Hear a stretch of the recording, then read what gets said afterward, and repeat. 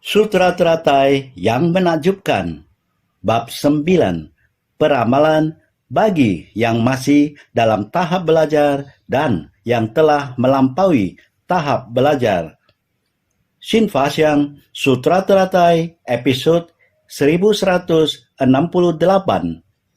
secara khusus memiliki hubungan dekat dan diindahkan untuk menerima peramalan dari Buddha. Benih kebudayaan adalah sumber dari segala dharma baji. Bodhisattva dengan hati maha belas kasih mengekalkan dan memuliakan benih kebudayaan. Ketika jalinan dharma telah matang, mereka meninggalkan kehidupan awam dan memutuskan tali kasih duniawi untuk menjadi monastik. Membangkitkan ikrar agung untuk melatih jalan mulia, sehingga tidak sampai terputus. Benih kebudayaan adalah sumber dari segala dharma baji. Buddha artinya tercerahkan. Orang yang tercerahkan disebut Buddha. Orang yang tercerahkan dan ajaran yang tercerahkan adalah benih dari kebudayaan. Setiap orang pada dasarnya memilikinya. Di dalam diri setiap orang terdapat benih tercerahkan ini. Di manakah benih tersebut? Adalah sifat tercerahkan. Sifat tercerahkan setiap orang. Sifat tercerahkan ini merupakan sumber dari akar kebajikan.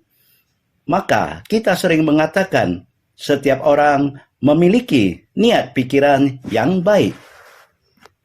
Batin setiap orang pada dasarnya adalah baji. Manusia pada awalnya memiliki sifat yang baji. Ini merupakan bawaan lahir, sifat hakiki kita. Sifat hakiki setiap orang merupakan sumber dari akar kebajikan. Ini adalah benih kebudayaan, yang juga merupakan sifat hakiki tercerahkan dari manusia. Sangat banyak istilah jika disimpulkan adalah satu. Sifat hakiki setiap orang merupakan sumber dari akar kebajikan. Ini adalah sifat tercerahkan. Setiap orang memilikinya. Bodhisattva dengan hati maha belas kasih mengekalkan dan memuliakan benih kebudayaan. Meskipun setiap orang memiliki sifat hakiki. Mengapa harus membiarkan Bodhisattva mengembangkan hati maha belas asih? Demikian masuk ke tengah orang banyak dengan sebaik-baiknya. Mengenalkan Sang Buddha dan Dharma Bajik di tengah orang banyak. Dengan harapan setiap orang membangkitkan sebersih cinta kasih ini. Melenyapkan kegelapan batin melalui kegelapan batin menyadari niat pikiran baik. Bagaikan setiap orang memiliki niat pikiran baik ini. Hanya terkubur tidak terlepas. Niat pikiran baik masih tertinggal. Kegelapan batin yang membuatnya terkubur adalah kehidupan kita. Dari kehidupan ke kehidupan tidak bertemu dengan jalinan jodoh ini. Ataukah di kehidupan kita saat ini, jalinan jodoh ini belum matang? Sifat tercerahkan kita yang murni, karena kita begitu lahir, sudah tercampur aduk dengan kelompok masyarakat seperti ini. Jadi di dalam kehidupan ini tidak sadar akan sifat hakiki kita. Sama seperti orang lain mempunyai kehidupan duniawi yang sama, yaitu pemahaman saya, pandangan saya, keluarga saya, bisnis saya. Milik saya adalah milik saya. Milik Anda adalah milik Anda. Milik Anda, saya juga ingin memilikinya. Harta Anda lebih banyak daripada harta saya. Bisnis Anda lebih besar dari saya. Saya ingin berebut denganmu. Saya ingin bertarung denganmu. Bertarung untuk memperoleh bisnis lebih besar daripada Anda, lebih banyak harta dari Anda. Inilah sifat manusia di dunia ini. Demikianlah masyarakat hidup di dunia yang bergejolak dan penuh godaan. Terus sampai sifat tercerahkan kita yang murni. Sifat yang bajik terus tergubur di bawah lapisan-lapisan ketidaktahuan. Jadi dibutuhkan bodhisattva yang sudah mendapat pengajaran dan bimbingan dari Buddha. Menggunakan dharma dari Buddha, ibarat air yang bisa membersihkan diri kita, membersihkan kerisauan dan noda batin kita, agar kerisauan dan noda batin kita menjadi berkurang. Sifat hakiki tercerahkan kita pelan-pelan akan muncul.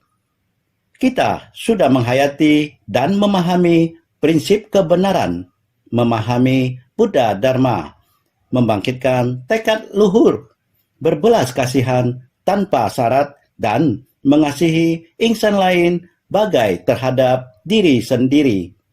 Masuk ke tengah orang banyak, menyebarkan benih Buddha Dharma ke tengah orang banyak. Batin setiap orang demikian disebarkan ke semua orang, agar batin setiap orang mendapatkan sebutir benih. Ini adalah bodhisattva membangkitkan tekad luhur, bersedia masuk ke tengah orang banyak.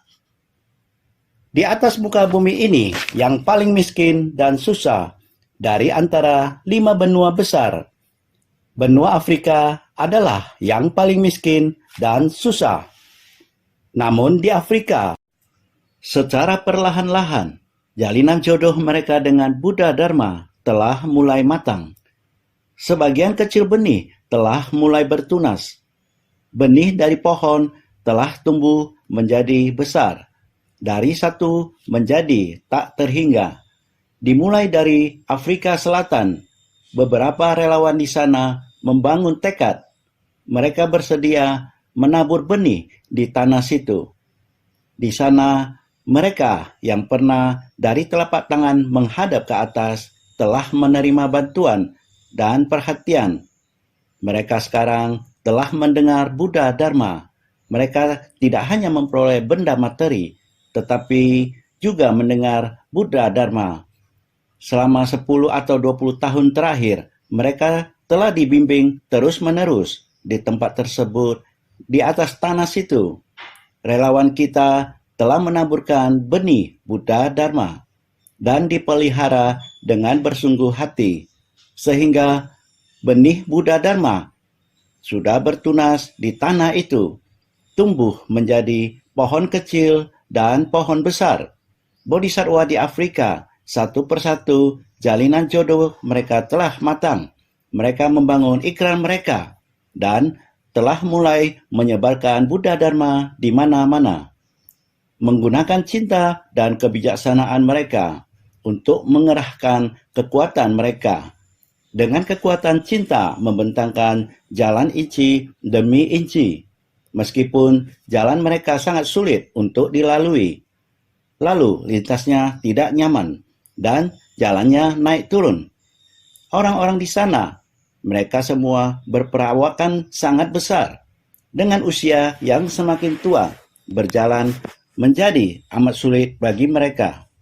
Tetapi jika mereka bertekad, mereka tidak akan mengalami kesulitan.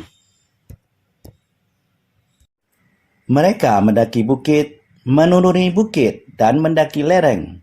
Mereka melintasi bukit demi bukit, desa demi desa, masuk ke kota besar dan kecil. Demikianlah mereka menyebarkan Buddha Dharma. Sering dikatakan, sering di media kita melihat mereka di layar Dai TV, membuat orang sangat kagum, terutama pada akhir tahun 2015. Jumlah orang yang pulang untuk dilantik juga meningkat. Pulang untuk tekun dalam pelatihan, dan untuk dilantik. Setelah pulang, mereka lebih tekun dan giat bersemangat, membangkitkan sebuah tekad dan ikrar. Dengan mengambil kata, sudah tidak keburu, yang saya sampaikan. Mereka ingin mengubahnya menjadi masih ada waktu. Ingin mengubahnya menjadi masih ada waktu, maka mereka harus menggenggam setiap menit dan detik. Sehingga ketika mereka pulang, awal bulan 12 pulang. Sejak saat itu, mereka mulai terus demikian dan tidak pernah berhenti. Di bulan Januari 2016, mereka mengadakan satu hari pelatihan bersama untuk relawan komunitas mereka. Pada saat untuk pelatihan bersama, bodhisatwa yang baru membangkit tekad awal itu dilantik. Dia memakai Cheongsam. Mulai berbagi kesan batin dengan semua orang.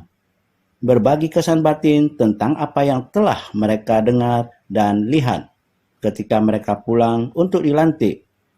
Relawan Lesotho yang bernama Citu atau Maria, Chili atau Adelina, beberapa Seceh, mereka semuanya memakai seragam biru putih. Dengan seragam relawan biru putih menemani mereka yang memakai Cheongsam. Gaun yang formal, naik ke atas panggung. Naik ke atas panggung artinya sebenarnya masih sangat sederhana. Demikianlah mereka membabarkan Dharma di tengah orang banyak. Ini membuat orang sangat tersentuh. Di tempat yang sederhana, menghadapi sekelompok besar relawan berpakaian rapi, meskipun hanya satu hari pelatihan, mereka juga berpakaian dengan sangat rapi, seragam biru putih dan abu putih. Demikian rapi, datang mendengarnya tentang kesannya pergi ke Taiwan untuk dilantik. Kesan batinnya tentang apa yang dilihat dan didengar saat dilantik. Pelatihan ini dilaksanakan dengan sangat sukses. Ini ingin menyampaikan bahwa Buddha Dharma akarnya bisa menjalar dan bertunas di tempat itu. Benih-benih ini harus selaras dengan tanah itu. Ada orang bersedia membangkit tekad, dan yang lain harus dengan sukacita untuk membantunya. Kondisi yang demikian megah, ladang pelatihan yang agung, hati mereka sangat bersatu. Kemudian setelah mereka pulang, mereka mengumpulkan para pengurus untuk pergi ke komunitas, pergi untuk mengunjungi mereka yang miskin dan menderita, berkunjung ke keluarga yang membutuhkan pertolongan, membutuhkan bantuan untuk berberes. Manusia membutuhkan bantuan untuk mandi dan lain sebagainya. Grup relawan itu mulai berkunjung ke suatu desa. Komunitas itu bernama Sirele dan satunya lagi bernama Setibeng. Kedua tempat ini adalah kali pertama mereka akan pergi untuk kunjungan kasih.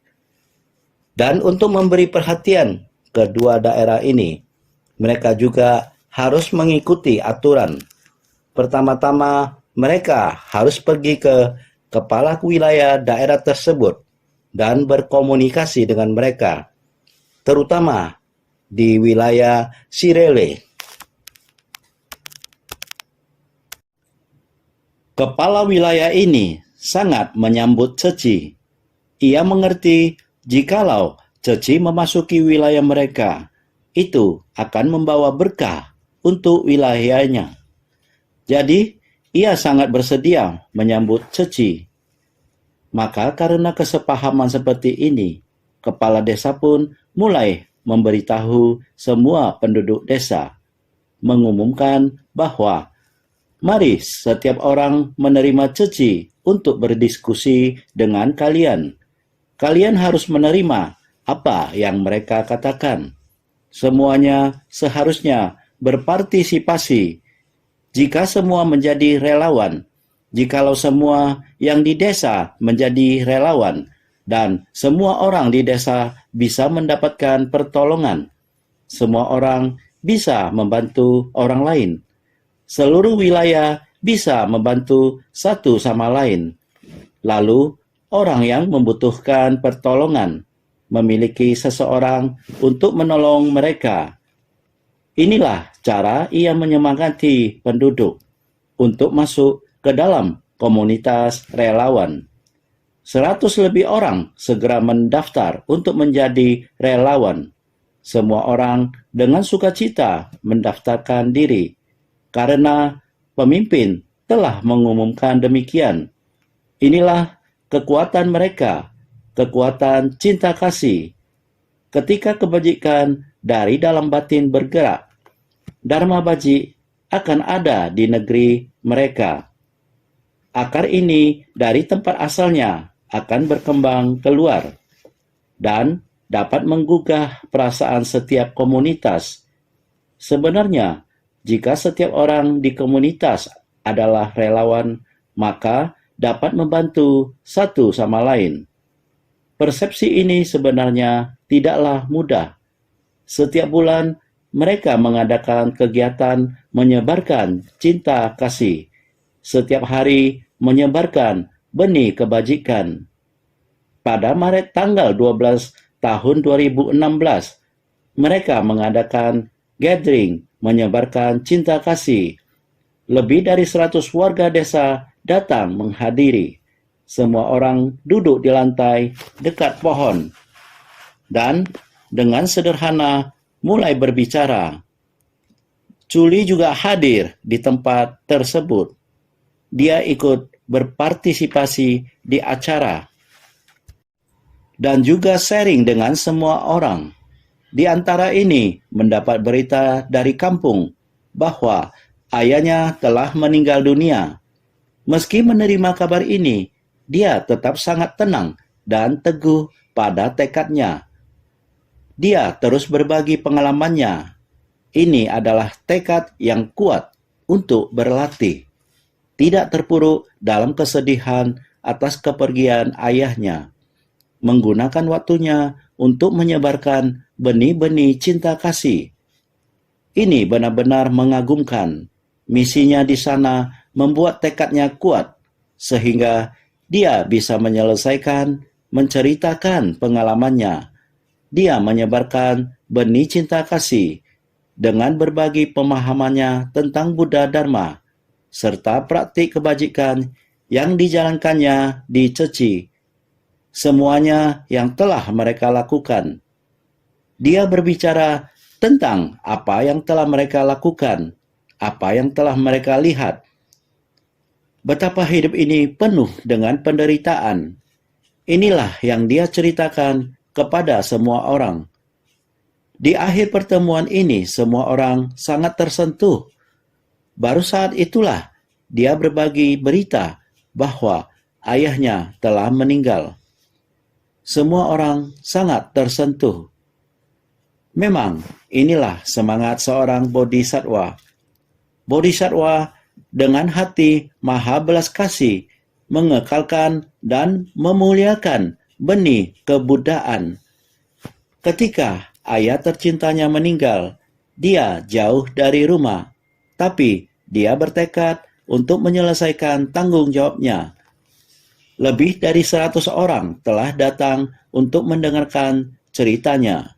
Jadi, dia harus menenangkan dan memusatkan pikirannya dan menyelesaikan misinya. Ini adalah berbelas kasihan tanpa syarat dan mengasihani insan lain sebagai terhadap diri sendiri.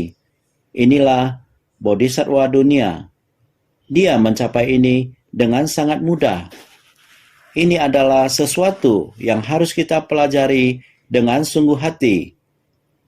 Teringat suatu kali, bodhisattva Taiwan kita, Tuan Goa Mingsan, ia mau pergi ke Guizhou. Di Guizhou, ia memiliki misi. Di tempat itu, dia sepertinya sedang mengerjakan sebuah proyek. Desa Ceci akan segera dibangun. Dia ingin mengamati perkembangannya. Saat ia menaiki pesawat dan tiba di Hong Kong, dia menerima telepon dari rumah, memberitahu dia bahwa ibunya telah meninggal.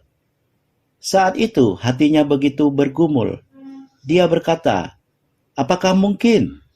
Sebelum saya berangkat, saya masih berbicara dengan ibu saya dengan sangat sukacita.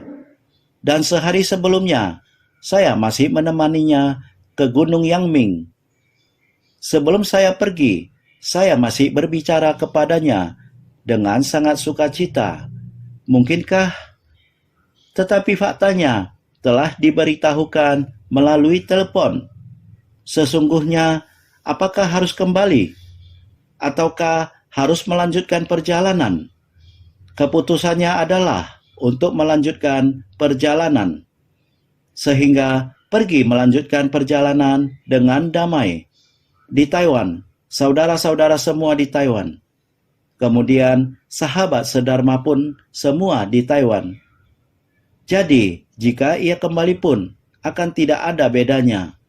Saat pagi-paginya akan keluar rumah, ia masih berbincang akrab dengan ibunya. Jadi, ia sangat tenang mendoakan sang ibu dengan hati yang tulus. Sang ibu yang berusia panjang, hampir 100 tahun. Ia masih mendoakan sang ibu, sehingga memutuskan untuk melanjutkan perjalanan dengan damai. Tetap pergi ke Guizhou untuk menyelesaikan tugasnya. Seperti inilah Bodhisattva, berbelas kasihan tanpa syarat dan mengasihani insan lain sebagai terhadap diri sendiri. Dengan pergi ke Guizhou, proyek ini dapat menyediakan untuk berapa banyak orang yang kesulitan rumah untuk ditempati, sehingga kehidupannya menjadi damai dan tentram.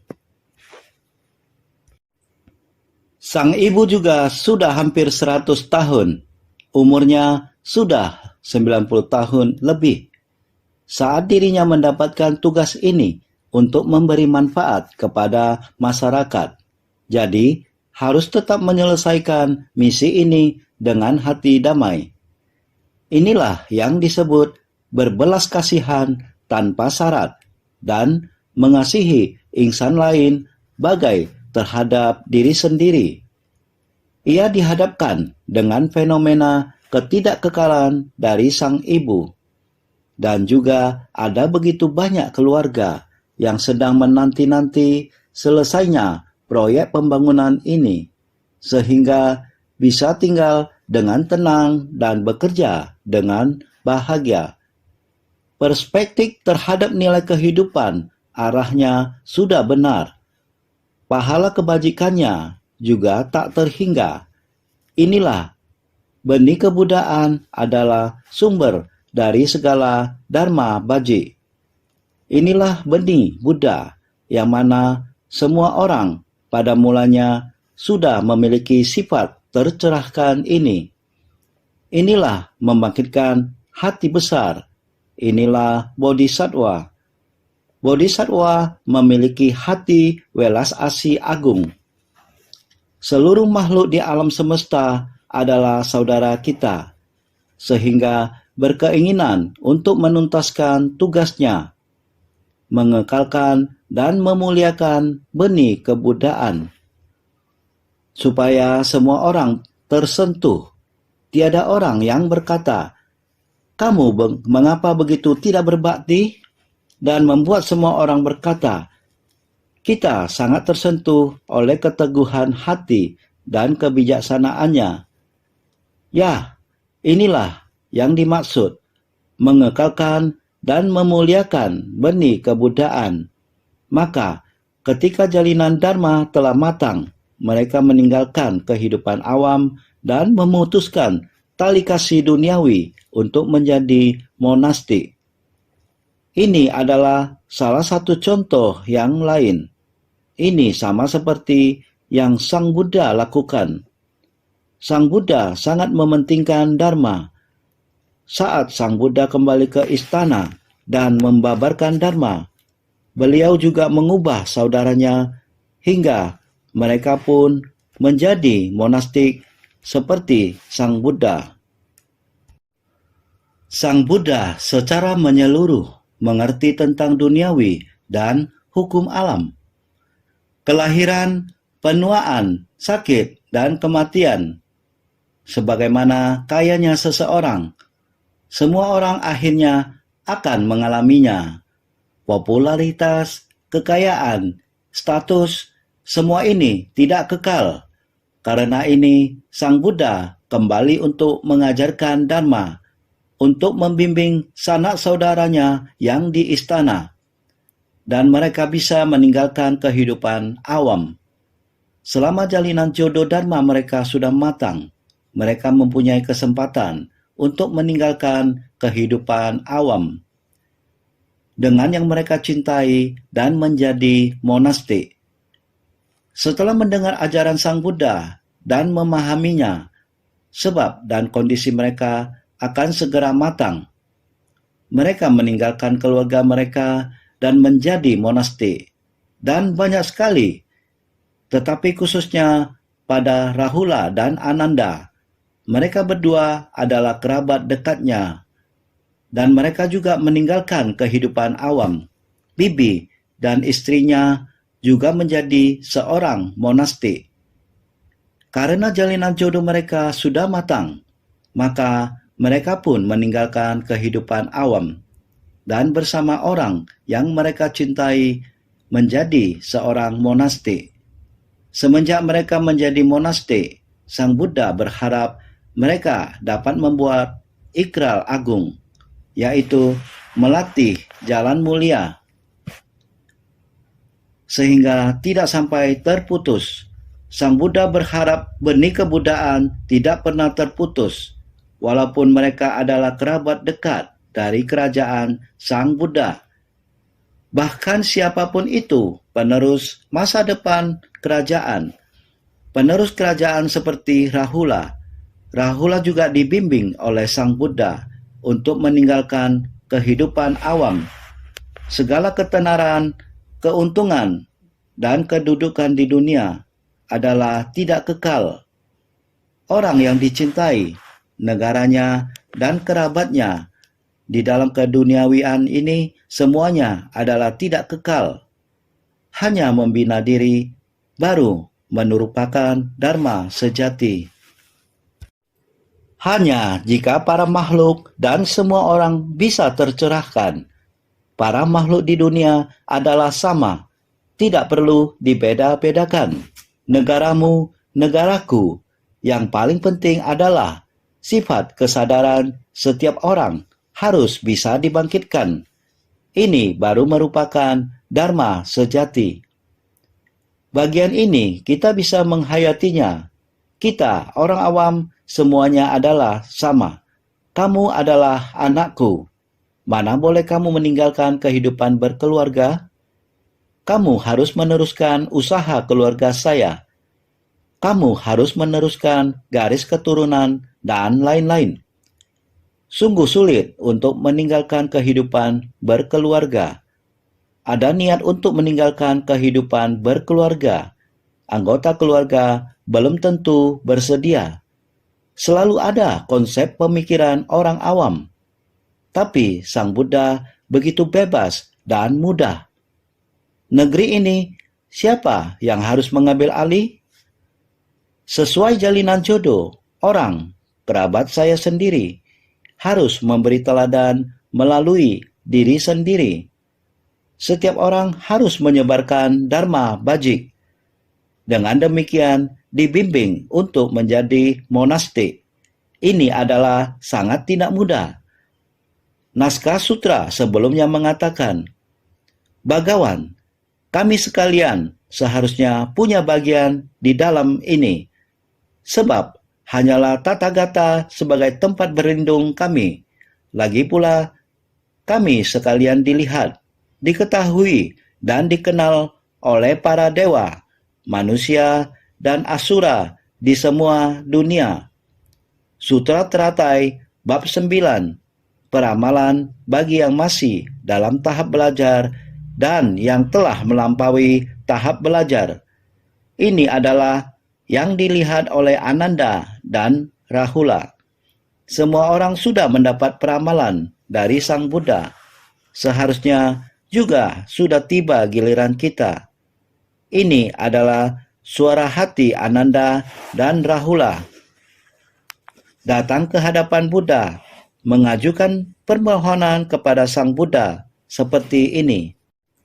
Seharusnya kami juga bisa memperoleh, sudah waktunya Buddha memberikan peramalan kepada kami. Naskah sutra selanjutnya, Ananda selalu menjadi pelayanmu, melindungi dan menegakkan perbendaharaan Dharma. Rahula adalah putra Buddha. Sekiranya Buddha melihat sudah tepat untuk menerima peramalan akan Anuttara Samyak Sambodhi, maka harapan kami sudah terpenuhi dan keinginan semua orang juga terpuaskan. Sutra Teratai Bab 9, peramalan bagi yang masih dalam tahap belajar dan yang telah melampaui tahap belajar. Ini adalah suara hati Ananda dan Rahula yang disampaikan kepada Sang Buddha. Ananda adalah pelayan Buddha.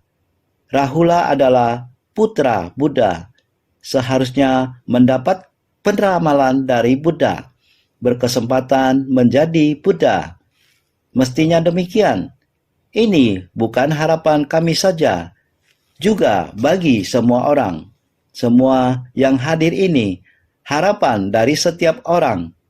Melihat Ananda, Rahula mendapat peramalan dari Buddha. Tidak lama lagi kita juga akan mendapat peramalan.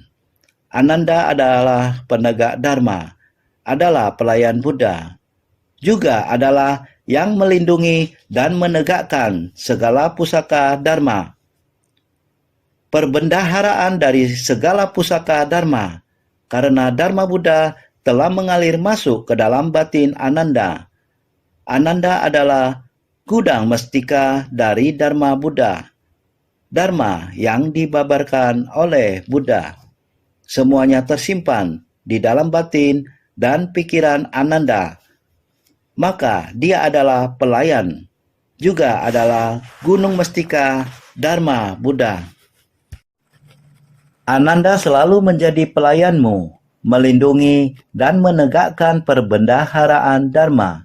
Ananda selalu menjadi pelayan dari Tathagata, melindungi dan menegakkan perbendaharaan dari segala pusaka Dharma, melindungi dan menegakkan perbendaharaan Dharma. Adalah Ananda selalu mengikuti persamuhan Dharma, banyak mendengarkan dan mampu memahami dengan baik, mampu menerima dan menegakkan Dharma benar, sehingga tidak sampai hilang. Melindungi dan menegakkan perbendaharaan Dharma dapat dikatakan adalah Ananda selalu mengikuti persamuhan Dharma, banyak mendengarkan dan mampu memahami dengan baik. Pada setiap persamuhan Dharma, Dharma yang dibabarkan oleh Buddha, pada setiap persamuhan Dharma, di tempat kumpulan orang banyak, Ananda selalu berada di sisi Buddha terhadap Dharma yang dibabarkan oleh Sang Buddha. Apakah khayalat ramai mengerti atau tidak mengerti, tidak tahu. Namun Ananda berpengertian dan menyadari secara mendalam. Demikianlah kebijaksanaan Ananda. Dengan kata lain, ingatan Ananda sangat jernih. Maka mampu menerima dan menegakkan Dharma benar, sehingga tidak sampai hilang. Berharap Dharma ini, setiap tetes dapat masuk ke dalam batin Ananda. Sedikit pun tidak akan membiarkannya bocor. Bagaimana dengan Rahula? Rahula adalah putra Buddha. Rahula adalah putra kandung Buddha, orang yang merupakan darah daging Buddha. Sekiranya Buddha melihat sudah tepat untuk menerima peramalan akan Anuttara Samyak Sambodhi, sekiranya Buddha Bhagawan melihat kami sekalian sudah tepat untuk menerima peramalan akan kebodian tiada tara dari Buddha, Sudah tepat dipahami sebagai sudah memutuskan, disebut sebagai melihat sudah tepat. Inilah jika Buddha Bhagawan dipahami sebagai sudah memutuskan. Melihat sudah tepat berarti sudah memutuskan. Orang-orang yang dikenal dalam hati Buddha, Sang Buddha memahami mereka sepenuhnya. Orang tersebut benih sebab dan kondisi pendukung yang seperti apa memberi peramalan kepada mereka, seperti Sariputra yang pertama menerima peramalan. Karena Sariputra terunggul dalam kebijaksanaan orang-orang di Sangha, setiap orang mempercayainya. Sariputra karena kebijaksanaannya, sebagaimana Sang Buddha di bab metode terampil dan bab perumpamaan menghayati secara mendalam, membangkitkan tekad luhur. Demikianlah Sang Buddha memberi peramalan kepada dia. Dengan ini membangkitkan dan menggerakkan hati banyak orang. Sariputra mampu membangkitkan tekad luhur, memperoleh peramalan dari Buddha. Jadi kita juga harus bisa. Ini adalah inspirasi pertama, asal mula pencarian untuk ajaran kendaraan besar.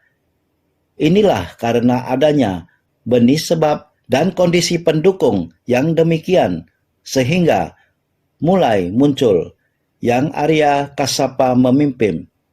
Semuanya 4 orang datang menghadap Sang Buddha untuk menjelaskan batin mereka, masa lampau dan sekarang. Kadangkala dan kedalaman atas keyakinan dan pemahaman, kesadaran berubah dari dangkal hingga mendalam. Perumpamaan anak yang malang mulai perlahan-lahan sampai pada bab kota gaib dapat membuat semua orang lebih memahami kalpa tanpa awal. Kalpa sebanyak butiran debu. Benih sebab dan kondisi pendukung ini sangat mendalam. Kemudian pada bab 500 murid menerima peramalan Purna Maitrayani Putra lebih menghayati tentang benih sebab dan kondisi pendukung secara mendalam dan jauh. Kehidupan demi kehidupan membantu Buddha menyebarkan Dharma. 7 Buddha masa lampau. Buddha masa lampau telah mencapai kebuddhaan. Kehidupan ke kehidupan membantu menyebarkan ajaran Buddha. Purna Maitrayani Putra. Juga dari kalpa sebanyak butiran debu.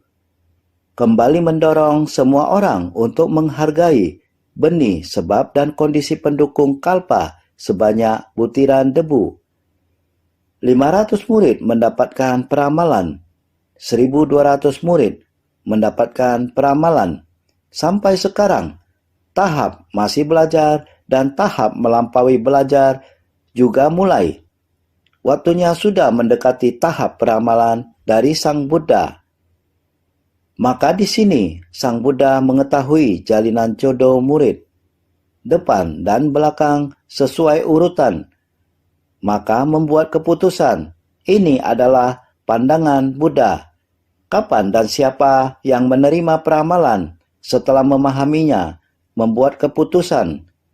Melihat sudah tepat, ini adalah keputusan. Setelah memahami, baru mendapat keputusan. Pandangan dan pemahaman yang benar. Pandangan ini adalah pandangan yang sangat tepat. Pemahaman terhadap murid, waktu, jalinan, jodoh, dan sudah memahaminya. Ini adalah sekiranya Buddha melihat sudah tepat untuk menerima peramalan akan Anuttara Samyak Sambodhi. Sang Buddha sudah mengevaluasi jalinan jodoh ini. Juga waktu dan orang memutuskan mulai memberikan peramalan. Ini adalah tinggi tiada tara. Adalah peramalan Anuttara Samyak Sambodhi. Demikian kami sekalian sudah tepat untuk menerima peramalan. Dengan demikian, dapat merupakan kesaksian bagi kami. Menjadi saksi kelak kami bisa menerima bodi pencerahan sempurna yang tiada tara, sehingga kelak akan mencapai kebudaan. Asalkan Sang Buddha memberi kesaksian bagi kami sebentar, kami sudah tenang. Maka harapan kami sudah terpenuhi dan keinginan semua orang juga terpuaskan. Harapan dalam hati kami sekalian akan terpenuhi. Kehendak dari semua orang juga akan terpuaskan. Ini adalah harapan setiap orang. Bukan hanya harapan Ananda dan Rahula, sebenarnya harapan banyak orang seharusnya bisa dipenuhi. Jadi, semua makhluk seharusnya tahu ketika Ananda dan Rahula menerima peramalan, tidak akan sulit untuk tiba pada giliran mereka selanjutnya, karena 500 murid yang disebutkan sebelumnya menerima peramalan langsung dari Buddha. Ada juga murid yang tidak berada di tempat. Sang Buddha memanggil yang Arya Kasyapa dan berkata, 1.200 orang juga pada waktu yang bersamaan dengan saat ini menerima peramalan. Silakan meneruskan ucapan ini kepada mereka. Jadi, baik murid yang masih tahap belajar maupun orang yang telah melampaui tahap belajar. 2.000 orang. Jika Ananda dan Rahula bisa menerima peramalan, waktu bagi kita untuk menerima peramalan juga tidak jauh lagi. Inilah yang diharapkan mereka semua. Semuanya menanti-nanti.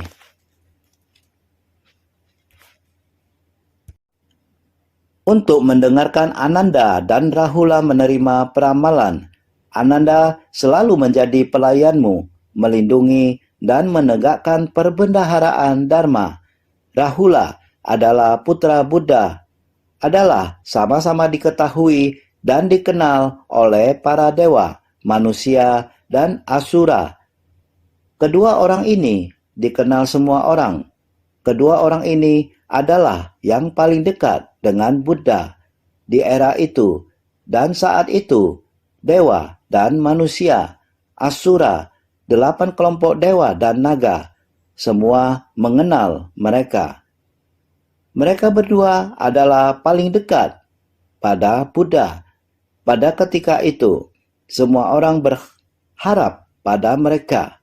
Rahula adalah putra Buddha, memiliki hubungan dekat dan diindahkan dalam keluarga awamnya.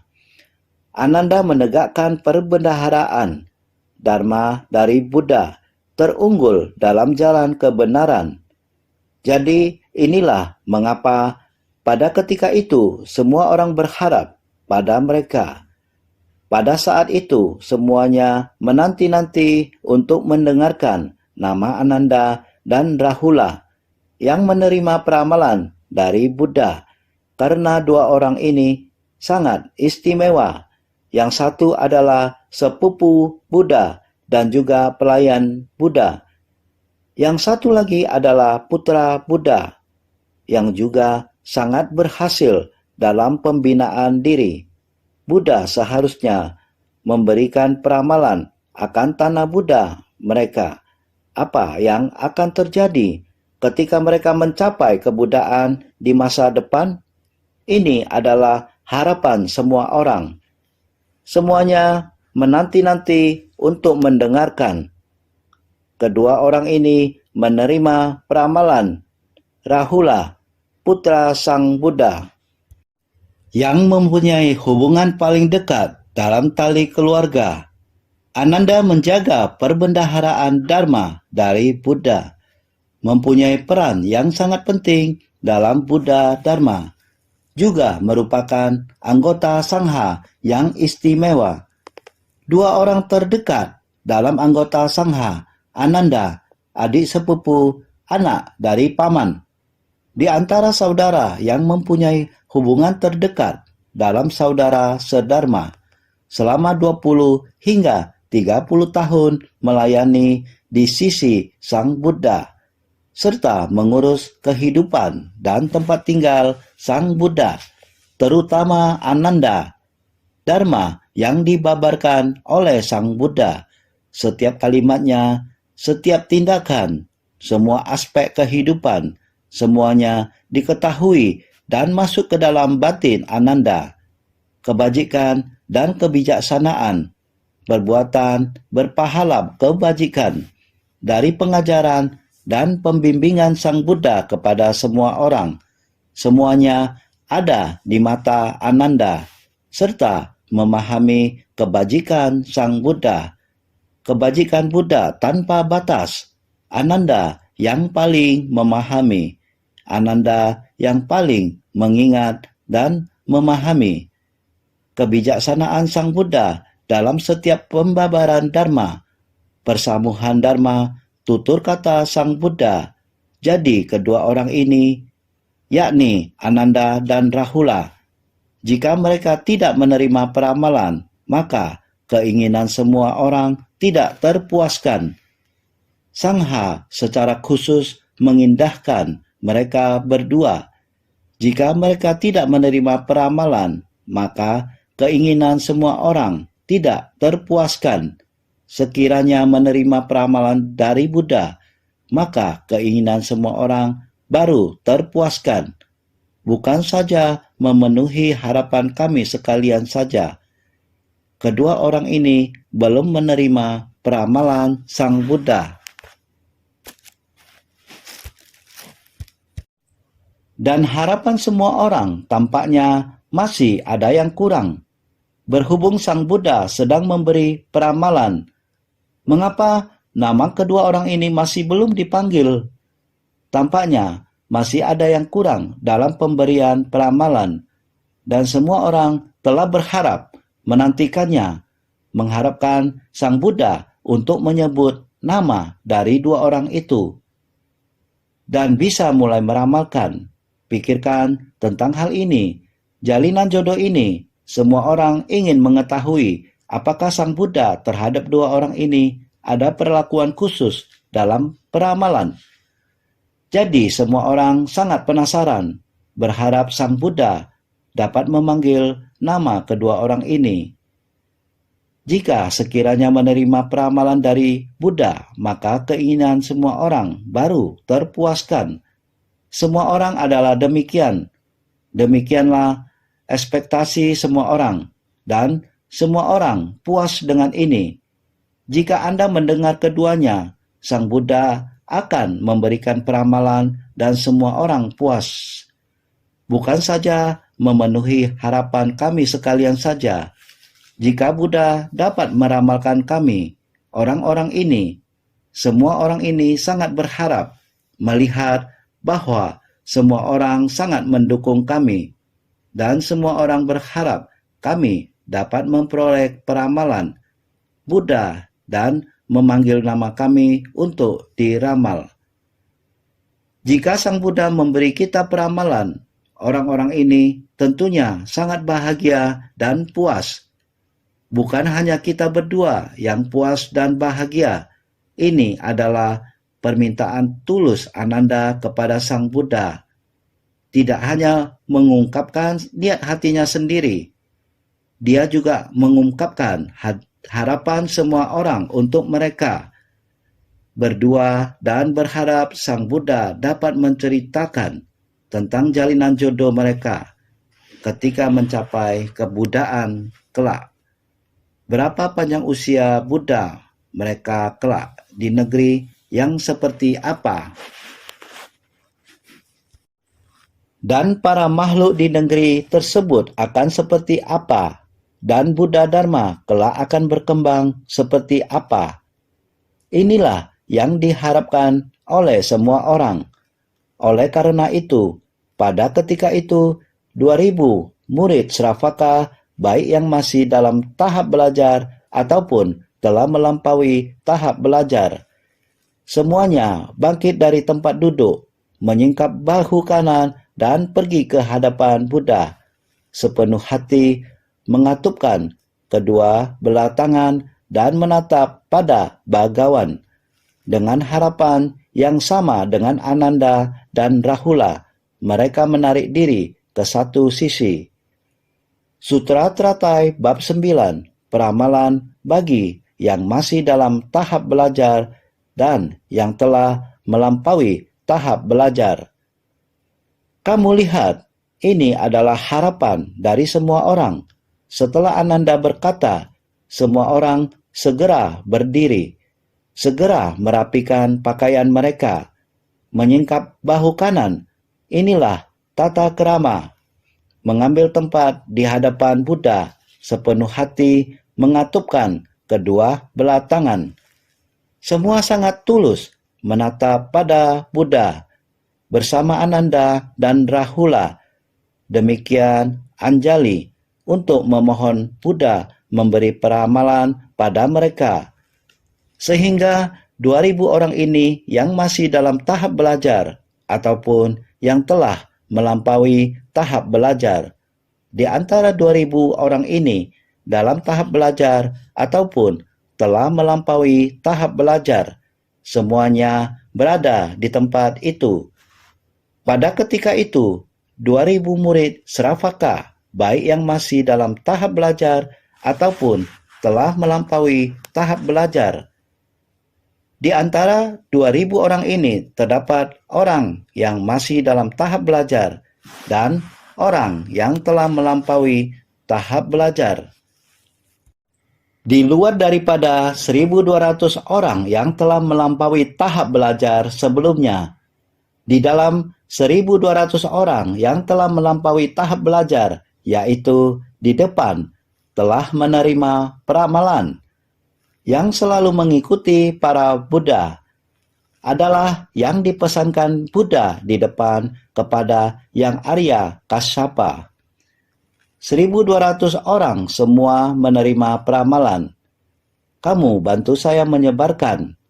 Sebenarnya 2.000 orang yang sekarang ini termasuk masih dalam tahap belajar dan yang telah melampaui tahap belajar.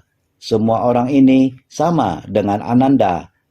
Semua orang tulus menyingkap bahu kanan, berkumpul.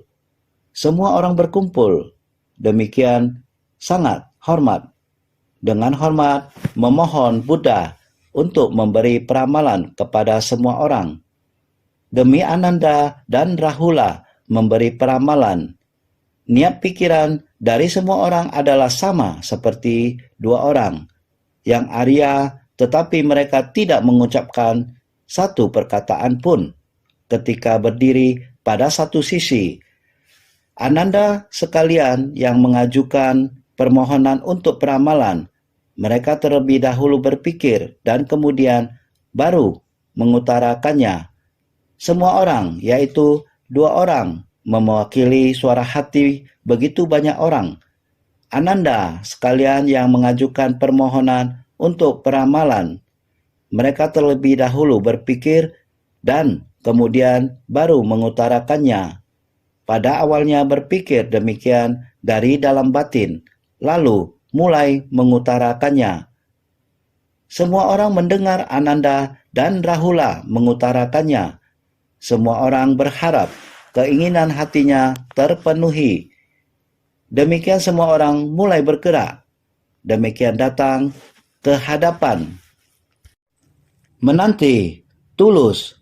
2.000 orang ini tidak mengutarakan ucapan untuk memohon peramalan.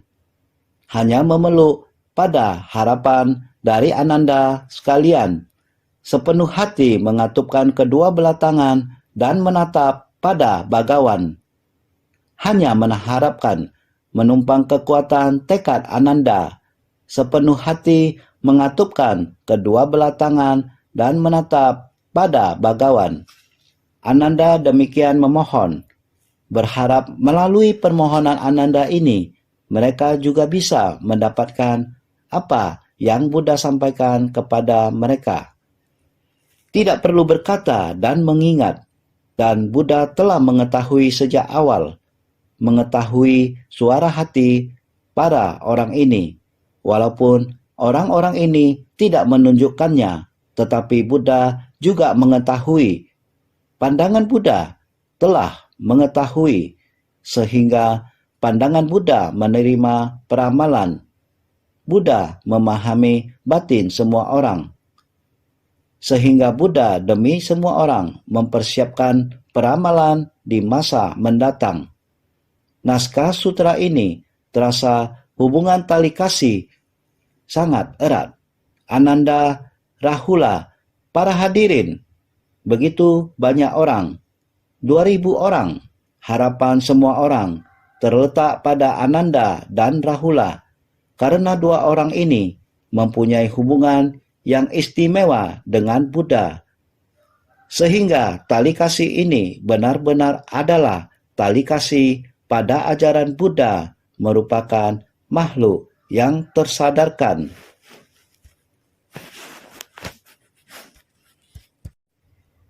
Lihatlah, harapan 2.000 orang, yaitu harus mendengarkan Ananda, Rahula, suara hati setelah menerima peramalan dari Buddha. Tentu juga berharap mereka berdua mendapatkan peramalan. Semestinya kita juga mendapatkannya. Ini dengan kita manusia awam, semua juga sama, mempunyai niat hati untuk memohon. Namun, permohonan orang suci yang tercerahkan tentu berbeda dengan kita orang awam. Sangha dari Buddha, semuanya merupakan makhluk yang tersadarkan. Berharap Ananda, Rahula mendapatkan peramalan dari Buddha. Ini merupakan harapan para makhluk. Kita harus senantiasa lebih bersungguh hati